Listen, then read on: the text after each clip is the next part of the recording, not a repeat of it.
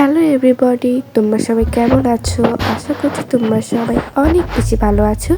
তো আগের ভিডিওতে কিন্তু আমি শেয়ার করেছিলাম আলু পুরি রেসিপি, তাই ভাবলাম এবার তোমাদের সাথে ডাল পুরি রেসিপিটাও শেয়ার করতে। সেজন্য প্রথমে কিন্তু আমি এখানে একটা বাটিতে নিয়ে নিয়েছি কিছুটা পরিমাণে আটা, তার মধ্যে একটু লবণ দিয়ে একবার কিন্তু আমি পানিতে খুবই ভালোভাবে মিশিয়ে নিচ্ছি। যেমন আমরা নর্মাল রুটির ডো করে ঠিক ওটাই ভালোভাবে মিশিয়ে নিতে হবে।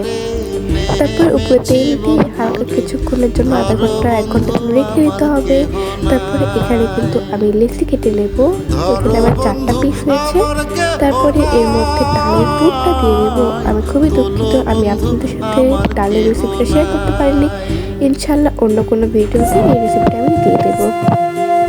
তারপরে কিন্তু এই আটার মধ্যে ডালের পুরটা দিয়ে দেবো।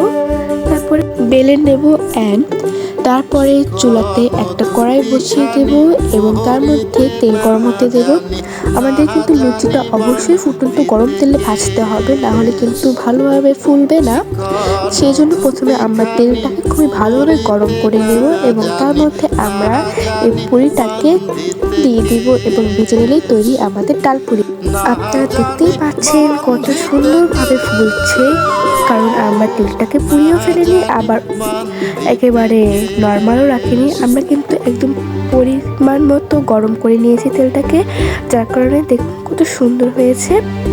আর এরপরে কিন্তু এখন আমি আপনাদেরকে ছিঁড়েও দেখাবো যে ভিতরে কত সুন্দরভাবে হয়েছে এবং পুরটাও ভালোভাবে হয়েছে। তো আজকের মতো এখান থেকে দিচ্ছি। আল্লাহ হাফেজ।